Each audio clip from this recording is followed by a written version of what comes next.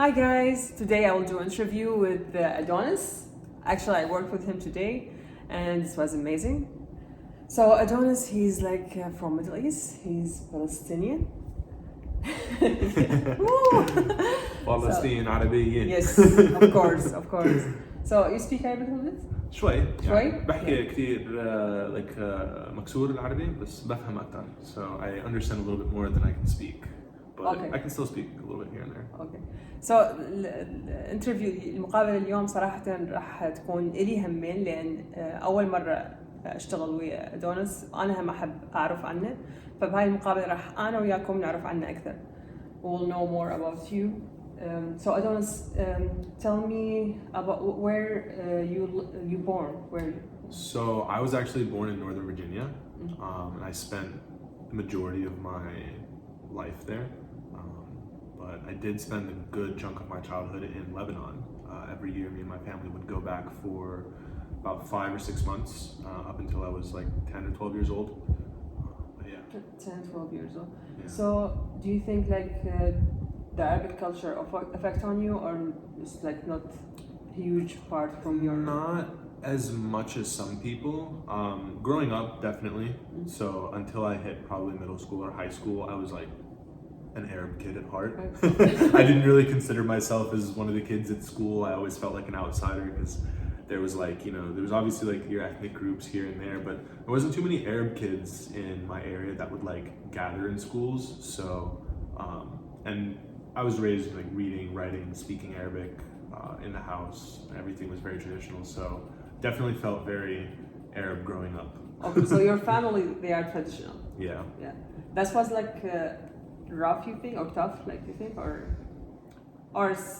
I think it was definitely tough. I think any like childhood is going to be tough realistically, but I think for Arab children it's more tough because of the values and traditions that the Middle Eastern culture brings. Yeah. Especially in the Western world. Exactly, that's what I'm trying to say. Like, especially like because you born here in USA and then you moved like in Middle East, like your childhood in Middle East, but you were born here and then you back. So tell me a little bit, like, okay, why you back USA? Why you didn't stay there? Like, so my dad, he got a job here. Like this is where he wanted to settle his life. The dream was to, immigrate. My parents are both refugees from Palestine, and they were living in Lebanon. So my dad, obviously, when he came to the age, he said, "I want to go to America, start a family," and that's what he did. Yeah. But after a few years, my mom was like, "Well, I miss home. I want to show my kids home. I want to go back with my parents." So we would split the time between here and there. And, obviously, I leaned more towards American culture because it's difficult, taking a traditional world and kind of implanting yourself in a non-traditional society. And I just wasn't really, I guess, connected to that tradition as much. As I got older, I really liked... You want to be you. That's Yeah. sorry, I know your interview, but like that's the difficult part in Middle East. There's no opportunity to be you. Like you need to be like others, like all of us same. Yeah. You need to fit a role. Yeah, you like, need to do or your they will fight duty. you. Yeah, like, You need to have your honor, your whatever. Yeah. And if you stray from that, if you want to be your own They will person, fight if you you so want to hard. have your independence, they don't like it. It's very interesting to see, especially now that I'm a much older man. Looking back, like it's just an interesting, dynamic. I believe if you are already like fit there and you like it, good for you. But if you feel like you want to be someone else, you want to be you. It's not like someone like you want to be like you want to feel free. You will struggle a lot. A lot. So you decide to like all the family or just you back to USA? So my whole family lives here. Like my direct family. Okay. I still have a lot of relatives that live overseas and like in the Middle East, and a lot of them immigrated to like Europe, different parts of the Middle East. But for the most part, it's just my direct family here. So until like 11, 12 years, you are Middle East, and then you come like high school was here in USA. I can't. So I did middle school here, and like I saw like a vast difference between like being a younger child to like middle school, because kids are different in middle school. They're like teenagers starting to really develop a little bit more. I finally like Oh, saw like cell phones, and I saw kids like sneaking out and smoking. I was like, wow, this is. That's what. I've never seen this. I've never even heard of this. I got kind of scared. One of my homies, like he was like going out to smoke with some older kids, and I was like, what's he doing? And then my other friend, he was like, he's going to smoke. What? Why didn't you tell me? I want to try. I want to try everything. It's one life. No, it was crazy seeing the shift, and just like there's so much more freedom in like the American society with just youth and just like that coming of age, going to that teenage years, the young adult years, and then even like getting into like the college age. It's just like a very different lifestyle. So. But that the thing with the culture, or not like we can call it culture, because it's like everyone has his own vision about like this, right? Yeah, like it's not culture, not like in Middle East like one way. But here no, it's like everyone have his lifestyle, and I feel like because of that there's a lot of different choices. Like you will find your group. Like it's not like if you will go smoke weed, not like everyone will be like, no, it's like you will find people like cool with that, like so. Yeah. And it's a lot more open-minded people exactly, that are, okay with people doing whatever they want to do. Exactly. Whereas back in Lebanon, you walk down the street, everybody cares what you're doing. If you walk down the street wearing a pair of shoes that nobody's seen before, everybody's at the windows like, what's he doing? شو لابس؟ شو عاجلك؟ يا ستي شو عم تعمل؟ يا ستي. And they're calling for your grandma, like, what's your son doing? What's your grandson doing? Get him out of the street. It's just completely different. Here, nobody gives a shit. You can walk past a million people wearing the most ridiculous outfit and nobody will give a shit. You remind me of something. My friend, she's like, she's Iraqi. She lived all her life in Iraq, and then she traveled to USA. So I don't know how long in USA, and then she back to Iraq. She said like, I forgot how much people care about clothes, because here, no seriously, here whatever in your clothes you will wear and leave the house, no one will look at you. No one care. Like no one care. You just wear the something you feel comfortable. There, like you said, like no, you're supposed to think about it, because everyone will look at you and everyone will judge you. And like they will call your mom, what's your daughter wearing? Like what is that? And she was like, "This, I want to go to the store." Like, that's actually happened to me before. It happened to my sister in Lebanon one time. The neighbors, like 4 or 5 houses down. I remember it's so funny. They were like, big deal. It's just a clothes. لابسة الفستان. He's trying to catch some guys. إجريها مبين. Her feet are showing. Yee, شو هاد?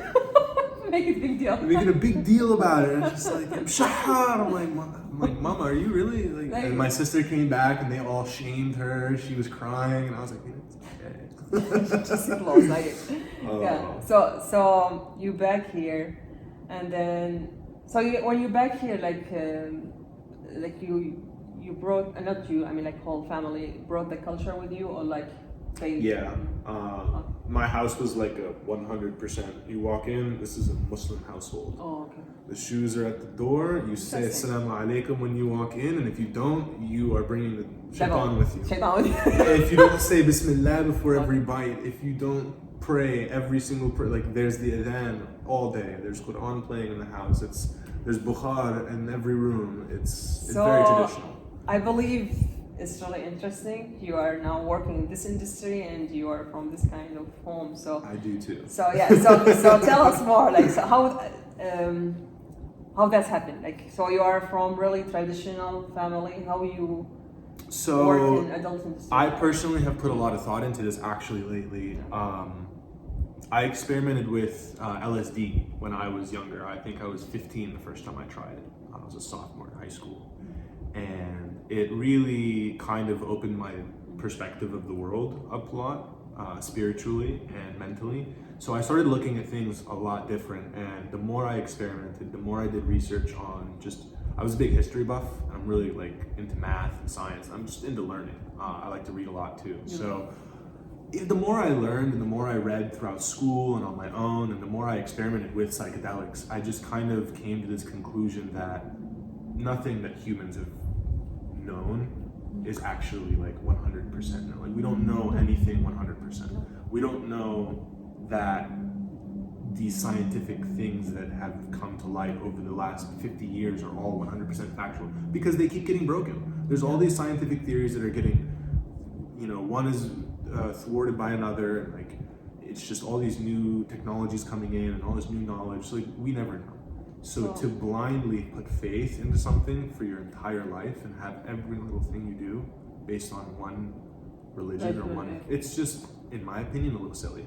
It's silly, but sorry, I'm interrupting you. But people use that just to feel safe. I believe, like, religion, people look to religion like mom, like when you look to your mom, It's someone like a take coping care of mechanism. you. Yeah. So you like something like you like. I notice like religious people always like if they don't have answer for something, God, anything they don't have answer, God. So it's helped them to feel safe. Which as an intellectual and as somebody who can see many different perspectives, I fully understand it. Yeah. It's a coping mechanism for the human mind. You know, we are given this great power in our heads. It is the strongest computer. Like, nothing even comes close to the power of the brain. So it's hard to fathom that everything we know is right here. It's very hard to fathom that there's nothing outside of this world. It's scary. It's very scary. So a lot of people, it's scary enough that they need to cope with this existential and ethereal, you know, vision that there's some guy or some omnipotent creature or somebody out there controlling everything. And it's like, I get it, but that sounds very science fiction-y. It's look, you know, and it's always, I feel like it's always been that way. I feel like it's been like that since the dawn of time, and that's why all these different great pharaohs and kings have come and gone with all these different ideas of what is the truth. The pharaoh thought he was God. The Greeks thought there was 50 gods. The Indians think there's 500 gods. King James thinks there was one, and then there's three. You know. So let's back to you. So you stop believe what your family believe, and you start taking your road. Let's say that. Your way. Yeah. Like far away. Like you, because that's what happened with me actually. Like try to find your unique way. Like far away from that, and you will discover life. So that's what happened. That's pretty much what happened. After high school, it kind of went like, I don't want to, you know, be a part of this household, this life, this everything that you guys want me to be a part of. And if I don't be a part of that, I'm like, exactly. So I was like, I have no choice. Like, I'm not going to. That's not me. I'm bad. I'm just trying to find my way. So I diverged. I worked like a retail job for a few years, from like 18 to 20, 21-ish. And I was kind of getting mixed into some not so great things overall. I ended up going to prison when I was 21, and I came home during the pandemic. Oh, the corona? Yeah. Shoot, yeah. So I came home like, I think 4 or 5 months into the lockdown. Yeah. And it was very sudden, very abrupt, because there was a bill, they let me go like early, so I only had a day notice. So it was kind of like I was just thrust back into the society. Yeah. Not good timing. Not good timing. My mental wasn't set up. I was kind of still in this dynamic of wake up at 4, count, lunch, breakfast, work, prison. I was on prison time, so I was thrust back into society in the middle of the COVID, and my family's kind of abandoned me. They're not on my side. I don't have any money saved up. My girlfriend kind of screwed me over, and I don't have any connections. I'm a felon now. Prison, hanging over my head. So I'm kind of figuring out this path, what to do. What can I do? Getting a job was really difficult. Applied everywhere. Everybody shot me down because conspiracy to this the charges, that whatever. And mind you, there's nothing horrible. It's it's non-violent, but regardless, it carries. That's when me and my girlfriend at the time, she brought it up. She brought up OnlyFans. I'd never heard of it. My mind is still in 2017. I'm sitting there, I'm like, OnlyFans. She explains it a little bit, and I was like, don't you think that's a little I don't know how I feel about that. Because you don't I never knew. I was skeptical. I was a little worried. I was nervous, obviously, but in my head, I was like, I can totally do it. I knew I fucked good enough. I knew I looked good on camera. I was a little insecure. I still am, but I know I look good. So, but like at the time, I was like, no, I don't think it's smart. I don't think it's good timing. I don't think I have like. You have like, especially like this kind of job, you feel like sometimes I have more because they make it sound like it's just about the body. It's not just about the body. No, there's so much more to it. But still, like sometimes you like you think that too. Like, yeah. And you feel like, oh my god, I'm better than that. I have this too. So, yeah. But like so, like I just didn't feel the creative urge to be like, this is what I want to pursue, because in my head I was still trying to get my feet settled and kind of establish myself. So for the next, I think about a year, I just kind of ran my own businesses. I did like e-commerce online, buying and selling like shoes, collectibles, stuff like that. And that's when I met my girlfriend, who I'm with now. Yes. Molly. And Molly, she's in the industry too. So I will ask her about that too. Yeah. So that's when I met Molly, and we were just kind of friends at first. And one day, I think it was after we had like broke the like sex barrier. We had sex before, and like it was cool. And one day she comes up and she's like, "Would you ever want to make an OnlyFans video with me?" So, but you already now you know about OnlyFans. Oh yeah, now I know about it. Like years ago, my girlfriend brought it up, and over the years, obviously, I kind of I would look it up I made an account one time, and I followed this one girl that I knew from high school. I was like, I made an OnlyFans. I was like, this is kind of interesting. Let me check it out. And I was like, this girl from. I thought it was. I said congratulations, good for her. She's doing great. She's like, if you see this, good job, keep going. But yeah, no, sorry, this is I just noticed this. It's too late probably, but you are on the edge. Oh no, it looks good. No, I've been in the friend zone. Okay. I think so. Yeah. But no, yeah, I was familiar with OnlyFans, and she had actually told me she was gonna start one. I remember because she was stripping at this club that I would go see her, and she told me one night, she's like, I think I'm gonna start an OnlyFans, and I was like, yeah, definitely. And then it was only a couple months later, she was like, so we have sex. Like, would you ever be in a video with me? I'm like, yeah. So we made a video, and then we made another one I think a month later. And then and you was already having you already had account there. Yeah, I had So I made the OnlyFans specifically so I could make the video for her that one time. Yes. And then afterwards, like I never put anything on there other than I didn't even put that video up. It was her video. So I just made the account. Yeah. So for let's think. This was 2022. It was like April. That was when we made our second, and then like that summer we made another one, and that was a little bit more like she brought like stuff over. It was like a whole set. We had a whole vibe, and like there was like it was really cool. It was a really fun shoot. It was like cool to like direct, especially your friends. Yeah, and we're just friends at this point, and it's like we both have this creativity, and it was like really fun. And she's she's in the industry at this point. Like she had made her step into the industry. And I think it was barely like 6 months after that where she was like, why don't we like just make this like a real thing? Like you can be like my boyfriend and we can make content all the time. And after that, it didn't take long for me to be like, why don't I just apply to Husky Models? Make this official. So same my agency. That's kind of that's the trajectory of how I went from being a traditional Arab, first generation Arab to porn star. Yeah. So you have been, you said, how long you have been in the industry? Now it's been 6 months since I've been signed. What do you think? Like, do you think it's an easy job? No, it's not an easy job. That's really important. A lot of people, by the way, like we face a lot of hate because they think it's easy job. It's not, it's job, it's work. And it's really, I believe it's really tough because you try to mix something you like and make with it something work. that nobody wants to do. Yeah, nobody wants to work. And Who wants to I work? don't like. I'm talking about me now. I don't want to stop loving sex because I make it work. You have to find the balance. You have to find the balance, and that's mentally is so difficult.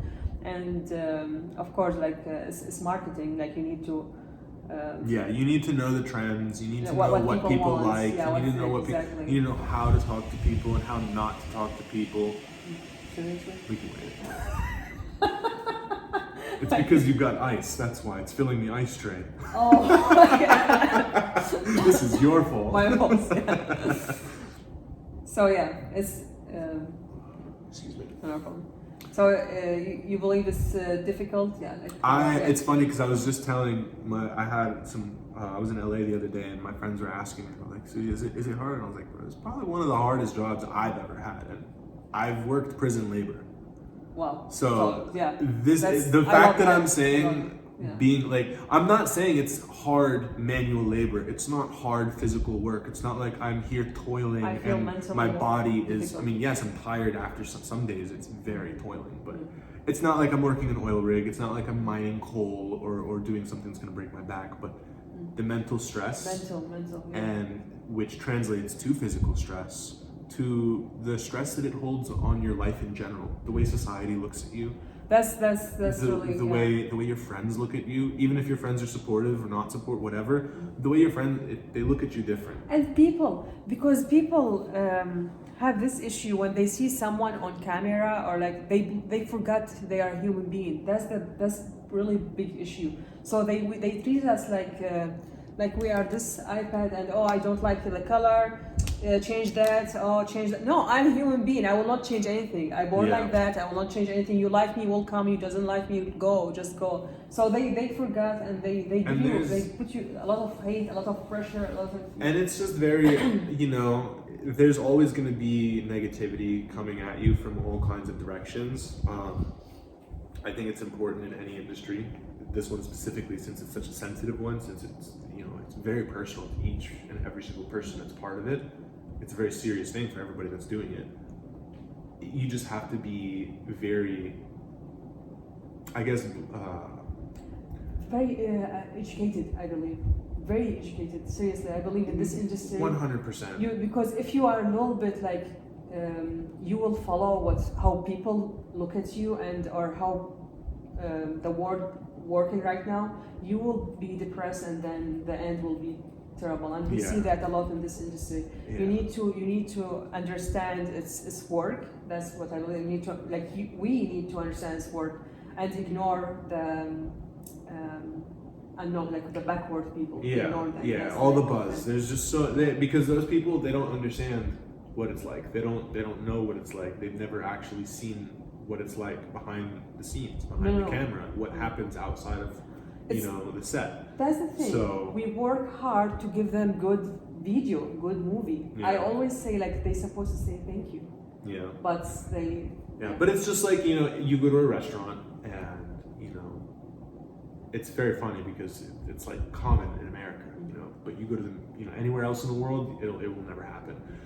You go to the restaurant, you sit down, you order food, the food doesn't come out the way you like it.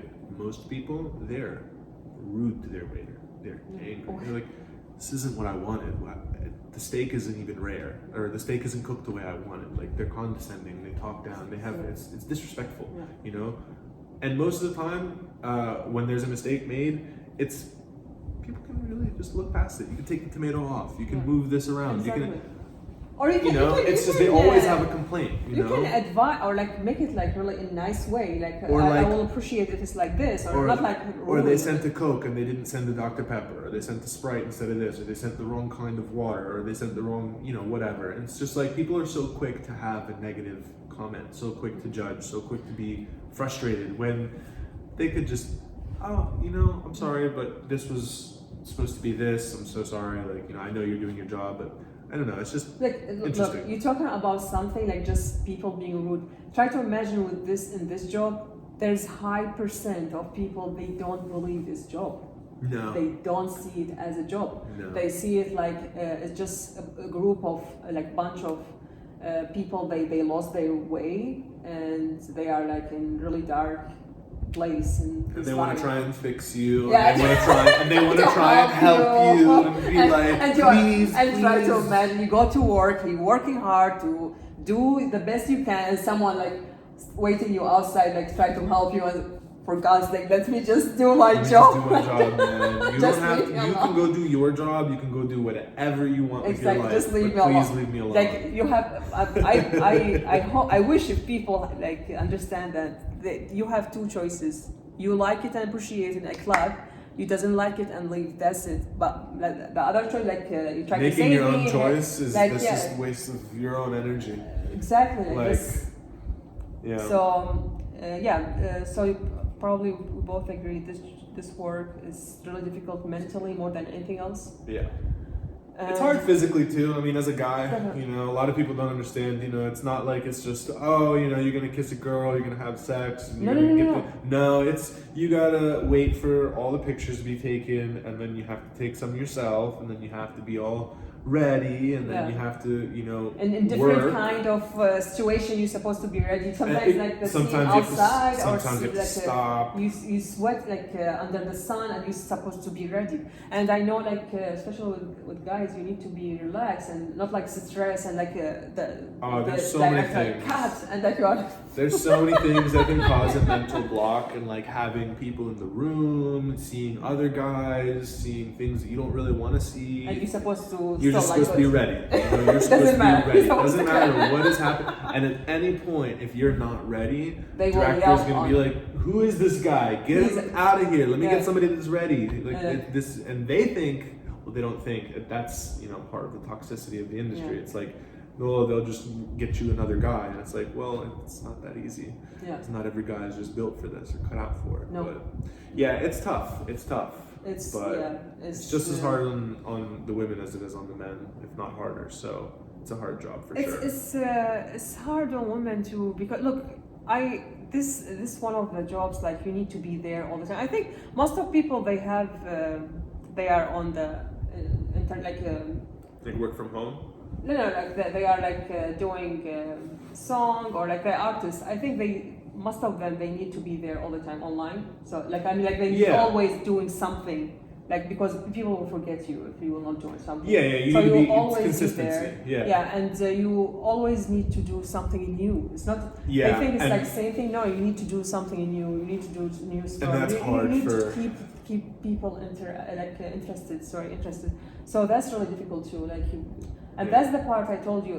People think this job is just about how you look like. No, it's not just about how you look like. It's about a lot of planning. Planning, like how you think, and unfortunately, it's really difficult. I know maybe some people think like, okay, just bring people to help you, like planning and this, but no, it's difficult to find people who can trust you. So it's a lot of details. People, they don't see it and they focus on one thing. This job is against my beliefs, so I will fight it. That's it. That's what they most of people. Not all of them. So, but we are here. Oh, let me ask you about your girlfriend. So your girlfriend, she working in the industry. Mm-hmm. What do you think about people saying, if you really love her, you will not let her be with another guy? What do you think about this kind of thought or view? I think so. Well, one, I think that kind of ideology is a very traditional ideology for a very monogamous style relationship and a traditional style relationship. Like she's yours, her body yours, like this. And the same thing goes the other way around. You know, a woman's not going to let their man be with another woman. So it's a mutual agreement, and we have that mutual agreement. I don't spend time with other women. I'm not putting energy into other women, just like she's not doing the same with other men. We work. That's the thing. We have a job. Yeah, we don't see it as a work. Sorry, I interrupted you. Because I'm in the same situation. I'm married. We both have a job where sex is involved, but the love is not there. That's not the same sex, because sex is sex. Anybody can put a penis in a vagina. It's sex. It's biology. Animals do it. You know, humans do it. It's natural. Everybody does it. But we're talking about that's but like some people they don't know what's love mean. They think love is that's love. No, that's not love. No, sex isn't love. Yeah. No. And if you really want to get into it, my name is ادونس. The Greeks had 7 different forms of love, and all these different kinds of love are reserved for different people in different scenarios, and it's not one or the other. It can be a combination. It could be one. It could be two. So it's about soul. It's about exactly. It's about what's coming out, and who puts their soul into work. When you go to work, when you clock in your job, when you pick up your apron, when you put on your hat, are you pouring your heart and soul into your job? You're going to work. That's it. So when me or my girlfriend, we go to set, we go to work, we're not thinking, oh, I'm having sex, yes. Like you are a teenager and making it this huge thing, like, oh my God, yes, like, let's go. Like, no, you are on set, you're doing your job, you're getting paid, and you're going home. And anybody that looks at it different is not professional, in my opinion. And anybody that looks at it like, oh, but you're letting your girlfriend fuck somebody, oh, but you're letting your boyfriend, they're ignorant because they're just not looking at it with the same set of eyes that everybody that's professional in the industry looks at it. Yeah, I believe if anyone like doesn't look to this as a job, like they will not continue actually. They will not like. In the industry. If you're in the industry and you look at it as not work, and if you look at it as like fun, you will not succeed. You will not go far. Sooner or later, you will find a hiccup or something will happen where because the wrong reason you are there for the wrong. And because I mean, why people think like love sex? Because usually in sex, like you. It's different than like when you working on the computer. There's feeling, like usually there's feeling. Of course. But these are all so like when you're having sex. We've all had sex. I mean, obviously not we've all, but anybody who's had sex. Now, obviously, there's some people who only had sex with one person and they've been married to them for their whole life, and then there's people that have only had sex with a couple people, and the average person has had a handful of sexual partners. If you felt a strong love and connection with every single one of your partners, that's great. No, that's awesome. Don't believe that. I don't believe that happens though. I don't think so. I don't believe that. What I'm saying is I mean, that's logically, great. That's I don't. Logically, you know, because I know. It's so exhausted. Try to imagine. Exactly. So if you can't imagine that somebody who's going to work can have sex with somebody without attaching all these romantic and deep and connecting feelings that last more than 5 minutes, I think you're ignorant. Because if you can't believe that somebody can go to work and just do their job and go home and not sit there and ruminate and think like, oh, I love this person, I want to be with this person, like it's silly. It's folly, you know. Sorry, I'm interrupting you, but the way I see it, sex with feeling is really important. By the way, in this job too. Like I believe it's like the same thing like song. I look at it, by the way, this job as art. So it's like a song. Like if you sing the song without feeling, no, I guess it will be terrible song. Doesn't matter how much the word is good. It doesn't matter how much your the lyrics don't matter. It's all about the delivery. So how you say if it. you sing it with a lot of emotion, people will receive it better too. Yeah. So I believe in this work the same thing. You need to do it with passion, with emotion, but with the feeling. I mean, but when we talk about love, I don't believe love is simple like that. It's not about passion, sex. That's not love. Love is about we both have the same, or like our thought fits, like how it's like love is توافق فكري بالعربي. English I try to find the word. But توافق فكري, and we have like عشرة عمر. I don't know in English عشرة عمر. يعني we have like a lot of story. Like we live together. It's more deep. Life. It's more deep than just like a surface relationship or feelings. You know, it's like a connection. It's more than just So because of that, I feel like it's really wrong when you believe love is simple like that. No, exactly. It's so deep. Because of that you cannot. I don't think a human being can love more than one person. Love is so. See, I think love is a very complex feeling. Yeah. There's like I said, many different kinds of love. When it comes to having love for a partner or a spouse, it's very complex. Deep. It's very deep. It's very deep, and yeah, and I mean, I think you can love more than one person. I don't know about maybe at the same time. no. If, I'm talking about same time. I don't think at the same time you can love more than one person. Yeah, and I agree. In that sense, yeah, in that sense, yeah, I mean, like you can have friends. Yeah, you can have friends, but not love. No, I was more so thinking like, as if if your love, then like maybe 10 years later you guys part or whatever, but you find another love. But one love at a time. Yes, because it's like I don't think you can love a lot of energy. I think it's love is like so powerful. I think having multiple wives is bullshit. No, it's bullshit. It's bullshit. It's so misogynistic. It's so not, controlling of women. It is so because I don't. The people believe that and like a lot of they think about sex actually, because sex you can have a lot of sex. It's sex and control. It's ego for the man. He has more than one wife. He has 2, 3, 4. He has all these women that are his, that he can have sex with. Nobody else can look at. Nobody else can have sex. Nobody else can do anything with his wives. All of them. I believe this back about like our question. Like I believe when people think, oh, if you love her, you let her with another guy, because they believe in that. They believe in controlling. Like, exactly. So if she's yours, she's like her body yours. That's not love, by the way. That's not love. Yeah. No. So, especially because at the end of the day, I've been with many women before I met Molly. Many women before I even, and she's been with men before she met me.